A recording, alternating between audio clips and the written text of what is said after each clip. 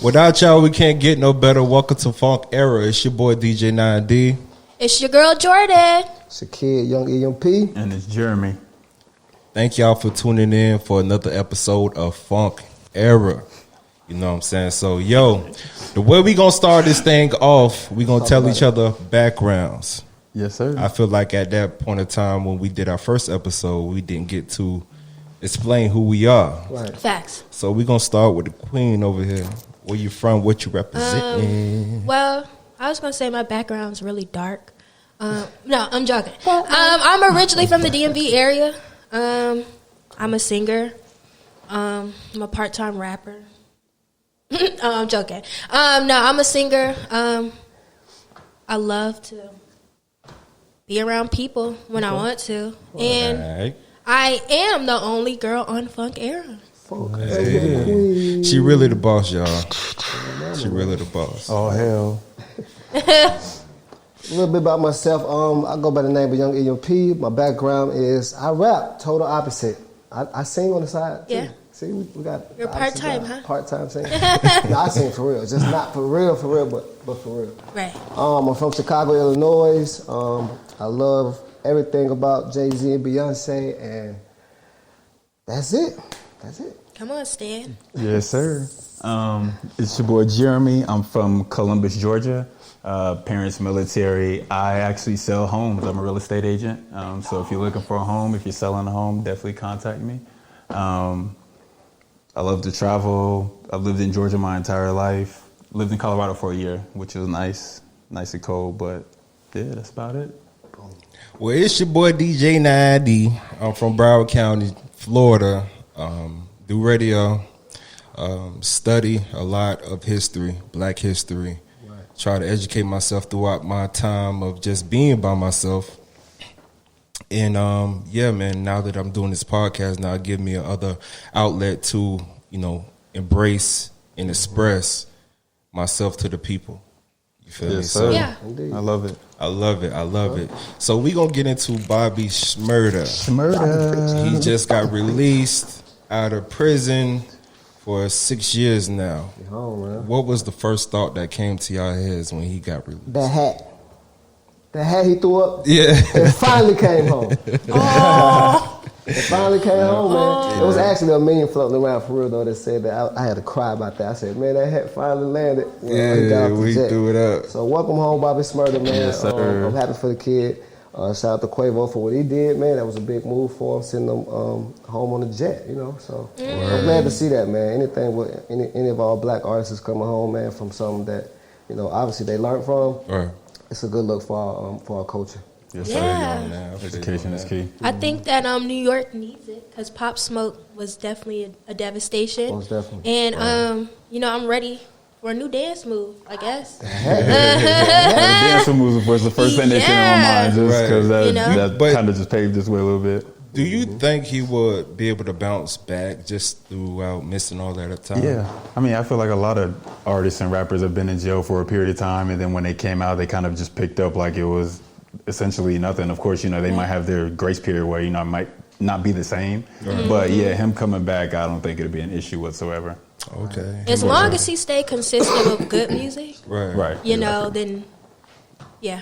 Right. A lot of people coming home. Recently Kodak Black just came home. Yeah. Not too long ago. And Jewels just got out not too long ago. Exactly. Yeah. Oh, he just got off of house arrest, too. Yeah, Oh, they yeah. did. Yeah. I will say this, man, about the comparison between Lil Wayne and Kodak. He got pardoned, so it's a little different. Yeah. Bobby served his time. Yeah, and came you're right. home. Yeah. So And didn't snitch. for us in the music industry, that's a real good look. Right. To hold it down. So. You think him and Roddy are going to drop a project soon? Oh yeah, it's over with. They turning up a notch. I know. That's Roddy why. and who? Rowdy. Oh, just Rowdy. got Oh, okay. Yeah. Oh, I'm sorry. Yeah. Yeah. Most definitely. Oh, it's gonna be Bobby, bitch. I don't know the song. Them boys gonna move in the crowds in the clubs, man. I feel you. And I like how a lot of the OGs in hip hop right now, Fat Joe, who else? Gilly the Kid. Yeah. A lot of OGs reaching out to this young brother and actually embracing him, give him another chance at success. That's what it's about. And for all of those kings and queens out there, when you are incarcerated and you get released, try your best to find something or do something in order to stay out. Teach the generation behind you to, follow the right path. Right. Yes, sir. Right. So, Young Amp, you mentioned Jay-Z. You're a big fan of Jay-Z. I know it, man. You heard what just happened? Yeah, man, that stake, man, that 50% stake, man, shout out to Hov for doing that. He's an intelligent individual, man. Not only this dude came from just where anybody in the rap game would probably want to be at and have the type of lady he have, obviously the lifestyle, but he believed in the product that he invested in, I think, over 10 years ago. You know what I mean? So to see where it's at now, it just show you what our culture can do, even from the Super Bowl aspect. One thing I would say is, even though everybody talked about Jay doing the Super Bowl aspect, nobody really gave him credit for how good the stage looked now. You know what I mean? Because Super Bowl, ain't nobody said a word about the performances that we just seen. We had her, we had The Weeknd, we had a lot of black culture going on. So, just between those two aspects alone, I can only tilt my head to that, man. For those who not put up on game about it, Moet Hennessy just bought 50% of the Ace of Spades, Right. which Jay-Z founded. You know what I'm saying? So what about you? What you think about Jay-Z, making, again, history?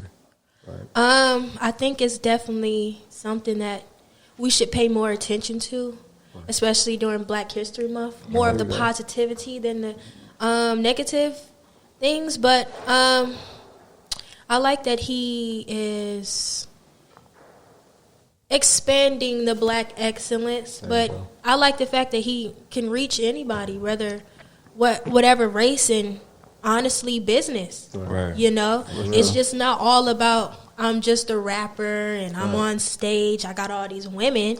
Like, it's nice to see him take the business to another level. And I'm a big fan too. I've seen him at concert a few times, and he was very consistent. I'm like, oh my goodness, he in his 50s and everything is busting, like the stage, the vocals, all the emotion, and he had them fans, and they was older in age too, but they Jay-Z, I'm like, yeah, man. Absolutely. I mean, it's one of those things of just being young, witnessing the impossible. Right. And the next person I put up next to him is Master P. Right. A lot of people anybody that knows me, they know I just admire Master P because I feel like he doesn't get enough credit as well. He's a genius. Oh, he's in the book of all. Me and my top three, I'd say. Right. He got to be. And putting a lot of independent black-owned business on the front. Right. He paves a lot of way, but he deserves a lot more Makes credit. Makes me want to be in a bag of rap sticks. Bag of noodles or something. He got some ramen noodles coming out. Yeah, I love noodles. Yeah, it's legit. He got what? Who's out? He got who? Y'all seen the commercial? He did a lot during the pandemic too. Oh yeah. Don't he have like his own toilet paper or something? All of it. Man. I know Soulja Boy does too, by the way. I know that guy does. Yeah, Soulja Boy. Yeah, he's that's in funny, the business, right? And that's a whole nother story because I feel like they haven't supported him with his moves. And man, he quietly making millions though, man. Oh so, he definitely is up. People who really understand the game for real, like behind the scenes, is bigger than them. It's bigger than the cameras, man. It's way bigger than the views. Back then, we cared more about the radio station spins. Nowadays, any new rapper, they can care less about the radio. Right. Their sponsors is getting them through. Last week, we was talking about Black History, right? Yes, sir. We talking about entrepreneurship. Mm-hmm. Jeremy just mentioned about him doing real estate, which could buy back the black community. Yes, sir. So what tips or what information do you have for those who want to get into real estate? Get into real estate, I think the most challenging thing for me was honestly the test. I mean, as far as real estate goes, you just have to be a people person. That's the biggest thing about it. Of course, knowing the laws and regulations and how things work when it comes to the housing market. But it's really relatively simple. There's a plethora of websites, institutions that provide those classes. I went to Kennesaw. They gave me a 6-month course. It was completely all online. I did it in about 4 months. Once you take that test, you take a state test, which is really difficult. But after you take the state test, you're basically licensed. But they make it very strenuous because it's it's not something to take lightly. I mean, you're talking about people investing thousands of dollars to houses, almost millions of dollars. So they want to make sure that you're capable of handling these kind of transactions. But me being in real estate, it's been about 3 years, give or take.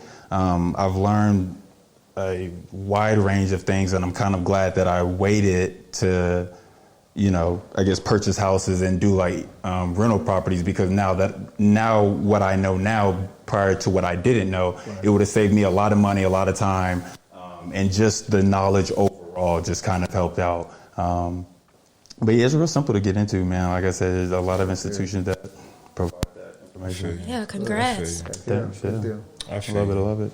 I mean, we've been going through this pandemic. A lot of people have been losing their homes and everything. So what healthy tips or any type of information can you give on saving money? I'm talking about people with families and working a 9 to 5. How can they save money in order to build and get their own whatever they're chasing? Right, and everybody's situation is different. I mean, now this is the first pandemic I've been in, and that I've witnessed. So for a lot of people, it's kind of hard to save money or do things that they were doing prior to COVID. I guess the best tips that I can say, if you have a job and you have a family, any extra money that you were just using to just do whatever, buy liquor, go out to the club or whatever the case is, just kind of put that to the side and kind of just make like a savings just in case anything comes up. I think they did a statistic saying that almost 80% of Americans could not afford a $500 like bill or expense if it came up. So that just kind of lets you know where we're at. But yeah, any extra side money that you get, if you want to pick up like a part-time job, because I know the unemployment rate has skyrocketed since COVID, but I know a lot of jobs are hiring. So for a million people. Exactly. So yeah, just picking up side jobs or you saving extra kind of money is going to be the best way, not splurging like you used to, even though it is good to kind of treat yourself here and there. But at the same time, you always want to have a secure fund just in case for those needed expenses if anything comes up. Okay, cool.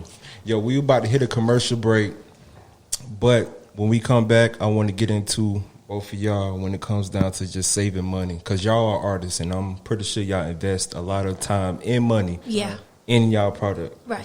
So you're now tuned in to Funk Era. Yes, sir. We'll be right back. Make sure you like, comment, and subscribe.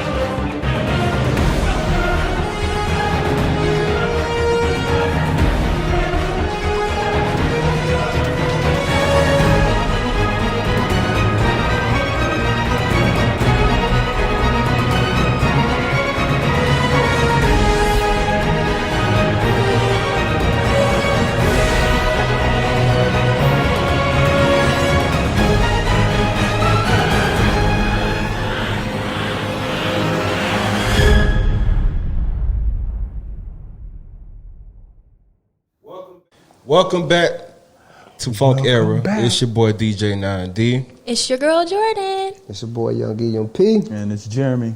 And what we was talking about was ways to saving money in a pandemic, no matter if you have a job from 9 to 5. So I want to get to you, Jordan. You're an artist, very hardworking. Well, thank you. Entrepreneur. And you invest a lot of time and money in your business and your dreams. So what are ways you save your money? Well, I'm probably like the wrong person you should be asking this. But I'm going to keep it all the way a buck, because I'm going to look at this a few years from now and be like, I really came from something. I'm going to be honest with you. I have sometimes no way of saving. And it sometimes come down to, well, do I want to go to the studio or do I want to pay this? And honestly, I'm not going to lie. Like, I'll cut off some of my eating expenses because I love to eat. And like you said, treating yourself, yeah, I definitely would treat myself. Even if I'm cooking the food myself, you know, I'll put that budget down a little bit to save more for sure. The music. But honestly, as much money as I put into it, I don't even know how I even did that. And when you know, he would even tell you, when you kind of look back at all the money that you spend, you'd be like, how did I even come up with this money? And I'm working a regular job. I don't know how, but you know, On the way. yeah, honestly, during the pandemic, it's been a little stagnant. I've you know, been doing a few things, but yeah, that's my stance on it. Hey man, Handle It, Scam Anthem. Yeah, Essay, Scammers Anthem. Scammers Anthem available on all platforms. Be sure to, if you listen to it, you be like, woman, you better not quit. Oh. You know what I'm saying? So yeah, we're gonna go to Young EMP, man. What ways and things that you do in order to? Well, yeah, just to keep it a buck, like Jordan said, man. Sometimes as an independent artist, or just independent, period. Like, you could be entrepreneurship, doing your own thing. You could be your own CEO, your own writer, your own producer, your own developer, doing the tech, doing the website, mixing, mastering. There's so many factors I could break down the detail with that alone. You know what I mean? And then it's relationships. Sometimes it's who you know, and it's not even like about making money. It's more about where your money goes. Like, I always tell, you know, the conversation between me and my other half, we really focus on, you know, what's fun for us, and then what's funds for us. You know what I mean? So we have to separate the two, man, because like she was saying, sometimes you know, most of your money you go to food, going out, you know, just the habits, man. So cutting back your habits to the things that you used to doing, you know, and plus your passion, man. Like, if you got a passion, that alone gonna drive you to cut back from everything that you do. You know, your desire, like, not just any desire, burning desire. If you're getting burned by something, it ain't gonna stop. You know what I mean? So that alone drives me. It feeds me. So sometimes I'm not hungry.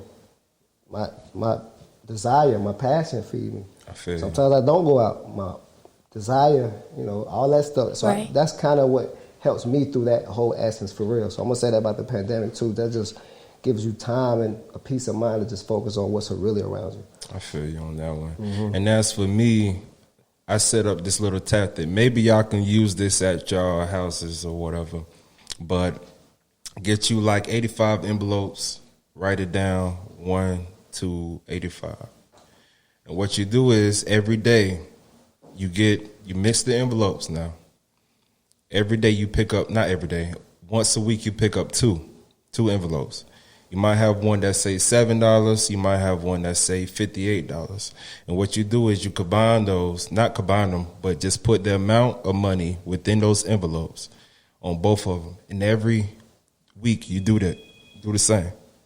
And by, I believe, 85 days or a certain amount of time, you should have well over $3,000. Wow. You know? So all that to say this.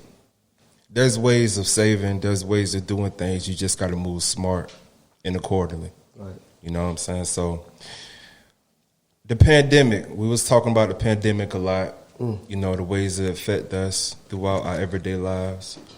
And this is the biggest question or concern that's been buzzing around a lot of people. How do y'all feel about the vaccination shots? Are y'all going to take them? What's I'm up going to with be real that? with you, man, because, like, you know, since I have children, you know, so I have to speak from a mature standpoint. Right. You know, because when you say vaccine for a certain disease, right? And then it's like there's certain people that's going to be qualified for it. There's only so many vaccines that's even put out. I think 1.4 million, and that's from Moderna. I think 2.4 combined is going to be from Johnson & Johnson. They're supposed to have a one-shot vaccine versus everybody who be getting the two-shot vaccines. Plus certain people, I think, from 50 years and older or 55 years of age or older, they qualify first. You know what I mean? So, and it's a lot of, like, just Google how many people in Georgia, you know, then do the math on how many, you know, older people that is. So that'll be the thing. And hopefully it gets to the point where it's a daily vaccination thing that they're putting out.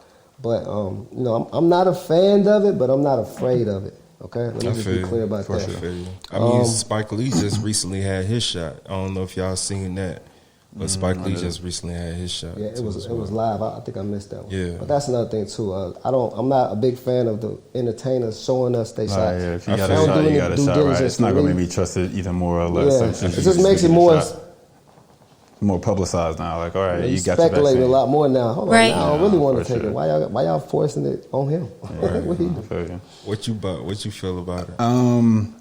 With SARS, I'm kind of in the middle of it. Like, you know, I understand the situations that ran and coming from it, but also with SARS has been around for a while. SARS first came out in 2003, like February or March or something like that. So COVID is just another form of SARS. So I'm not completely opposed to the vaccination because it's not something that they're just trying to come up with. Right. I think the Spanish flu was the quickest vaccination they came up with. It then that was like 3 years or something like that. Yep.